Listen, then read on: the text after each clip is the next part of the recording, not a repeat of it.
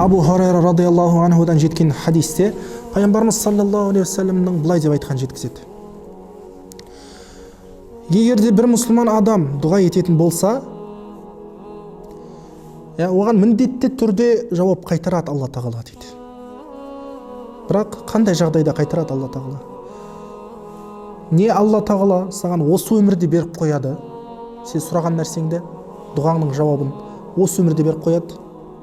Немесе Алла тағала ақыретке қалдырып қояды жаңағы сұраған нәрсеңді.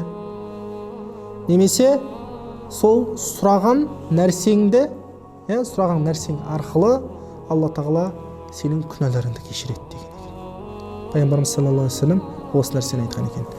Сол себептен де неғып дұғам қабыл болмай жүр деген нәрсені біз айтпауымыз керек екен. Пайғамбарымыз айтты, осы үш кезеңде беріледі деді.